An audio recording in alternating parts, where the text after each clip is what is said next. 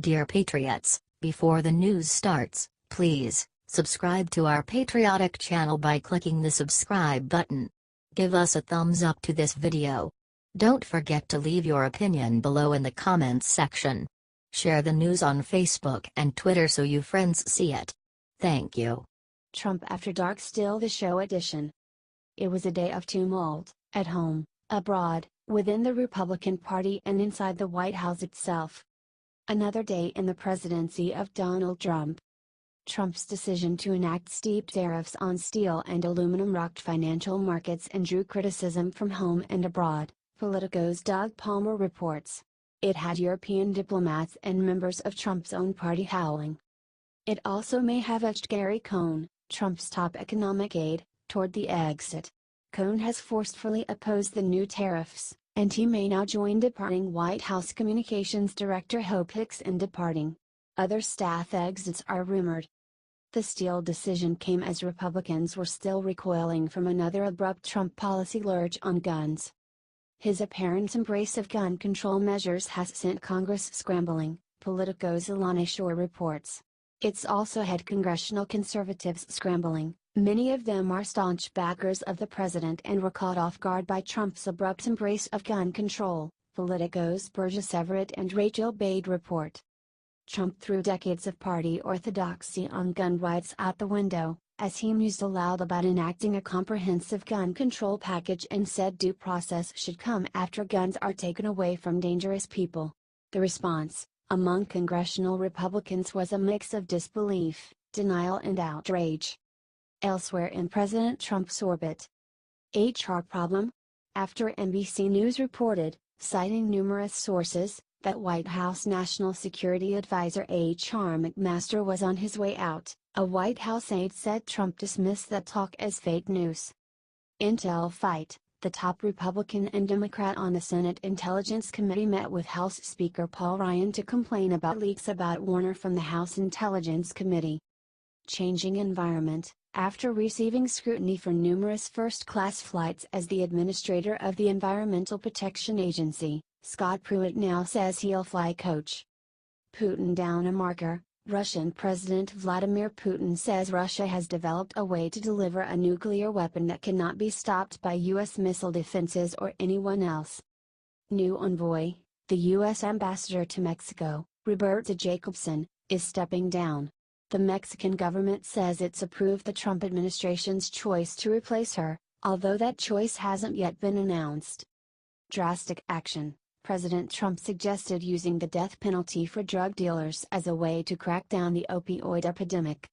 Trouble brewing. The New York Times reports that Treasury Secretary Steve Mnuchin blocked UCLA from releasing video of him being heckled repeatedly by students after a lecture there this week. There you have it. You're caught up on the Trump administration. Digit.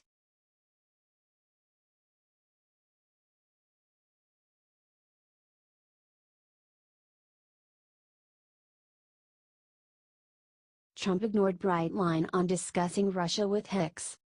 President Donald Trump's lawyers have urged him not to discuss details of the unfolding Russia investigation with anyone outside his legal team, warning of a conversational bright line that could put aides and associates in legal jeopardy, according to current and former Trump aides. But Trump often ignores that legal advice in the presence of senior aides, including his departing confidant and White House Communications Director, Hope Hicks. I think the president has put her in a very precarious position, a senior Trump administration official said in a recent interview. Hicks is not alone. Current and former Trump aides describe a president who often fails to observe boundaries about the Russia probe and who calls staffers into his office and raises the subject without warning.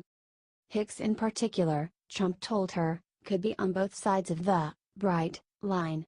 As one of his longest-serving and most trusted aides, Hicks may have been subjected to an unwelcome amount of legally relevant comments from the president. Speaking freely about an ongoing investigation is a major mistake, say veteran defense attorneys with White House experience. Every defense lawyer will advise his client don't talk to people about the facts of the case. But when you work for the president and the president is not only constantly talking, but tweeting, I'm sure that's doubly difficult, said William Jeffress, a Washington attorney who represented former President Richard M. Nixon after his resignation, and I. Louis Scooter Libby, former senior aide under President George W. Bush. That concept is not lost on White House officials. People are afraid to talk to each other, Anthony Scaramucci, who served a very brief stint as White House Communications Director before Hicks, told CNN on Thursday. But there is little they can do about a president both consumed with allegations against him and resistant to advice about what subjects he should avoid discussing. The problem is especially acute for Hicks and other aides subjected to Trump's vending, given special counsel Robert Mueller's known interest in whether Trump has sought to obstruct justice from within the White House. Hicks' exit from the White House in the coming weeks will hardly immunize her from legal headaches. But it will spare her from learning more things on the inside that could potentially lead to a second or third visit to the special counsel's office and higher legal bills, as one former Trump aide put it. The former Trump aide, who experienced firsthand the lack of discipline in the president's discussions about Russia matters, said the situation stemmed in part from the unique nature of a White House that runs on personal access and loyalty. Part of the problem in this White House is you have, every day, people who engage in matters concerning this investigation, the source said. That is problematic, because not only does it distract from the work that taxpayers are paying them to do, but it also, in certain instances, can make them witnesses or potentially targets of the investigation. That's really dangerous. A nightmare scenario for a White House staffer might resemble the saga of Bade Curry, a personal secretary to President Bill Clinton. Amid an investigation into his affair with Monica Lewinsky, Clinton had a private 1998 conversation with Curry about her memories of his contacts with the White House intern, a talk that prosecutors suspected was an effort at illegal witness manipulation.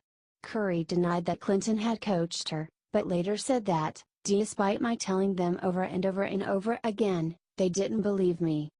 Hicks, by virtue of her longtime close relationship with Trump, has already become a significant figure in the multiple probes into Russian election meddling and alleged Kremlin influence over Trump's campaign. She met in December with special counsel Robert Mueller and spent nearly 9 hours testifying before the House Intelligence Committee on Tuesday. Hicks also has appeared before the Senate Intelligence Committee. Hicks is known to have been present or involved in several key episodes of interest to federal Russia investigators. Mueller has questioned her about a meeting on Air Force One as Trump returned from a July trip to Europe, in which Trump, his aides and family members crafted a misleading statement about a June 2016 Trump Tower meeting organized by his son, Donald Trump Jr., with a Russian lawyer offering dirt on Hillary Clinton. She was also with Trump in March 2016 when he first announced that Carter Page and George Papadopoulos were joining his campaign's foreign policy team. Both men have since become focal points of the current Mueller and Congressional investigations. Hicks was on email chains involving Page as he ran an invitation to speak in Moscow up the campaign's chain of command. She fielded media inquiries for Paul Manafort, who at the time served as campaign chairman, about his ties to Oleg Deripaska, a Russian aluminum magnate and ally to Russian President Vladimir Putin. Serving in Trump's White House inner circle also meant Hicks was with the president in Bedminster, New Jersey, during an early May 2017 weekend when he decided to fire FBI Director James Comey, a move that triggered Mueller's investigation and has put Trump under the special counsel's scrutiny for potential obstruction of justice. The Washington Post reported last fall that Hicks was also with the president in the Oval Office a day before Comey's ouster, during a discussion about a letter drafted by aide Stephen Miller that spelled out the president's reasons for firing the FBI chief. She was the only Trump aide present during a July interview Trump gave the New York Times in which he described his anger that Attorney General Jeff Sessions had recused himself from the Russia probe, another potential component of an obstruction of justice case. White House aides and a friend of Hicks on Wednesday insisted her departure isn't connected solely to the Russia probe, noting it had been under discussion for weeks. "She'll be incredibly difficult to replace," said White House attorney Ty Cobb, who has been serving as the official point man for the president's response to the Russia probe. "She couldn't have been a more supportive or talented ally to me. Still, the timing of her exit announcement, the day after her House testimony, during which she reportedly acknowledged telling small lies to cover for the president, stirred suspicion. Even after she surrenders her White House badge, Hicks might not be finished speaking to federal investigators. Former senior White House aides Reince Priebus, Steve Bannon and Sean Spicer have all met with Mueller's team since their White House departures. And Mark Corallo, a former spokesman for Trump's legal team, met with Mueller last month.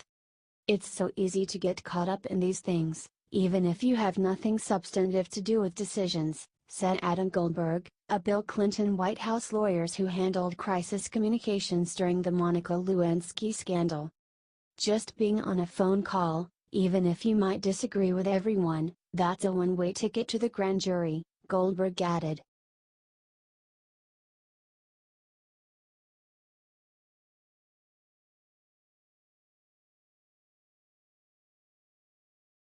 White House pushes Trump's commitment to gun rights after President meets top NRA lobbyist. President Donald Trump remains committed to defending Americans' Second Amendment rights, White House Press Secretary Sarah Huckabee Sanders said in a brief exchange with reporters Friday morning that followed hours after the president met with NRA leaders.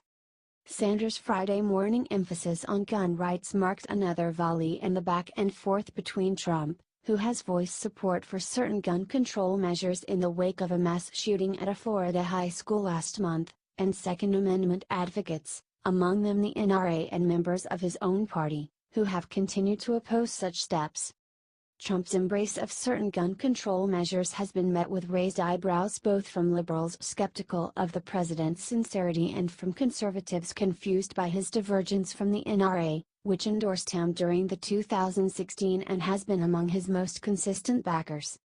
At a White House meeting on Wednesday, Trump chided GOP lawmakers for being afraid of the NRA and undercut gun rights advocates by suggesting that the government ought to skirt due process rules, take guns away those suspected of posing a public safety risk. But since that meeting with lawmakers, rhetoric from the White House has erred closer to that of Second Amendment advocates. Trump wrote on Twitter Thursday night that he had a great meeting in the Oval Office tonight with the NRA.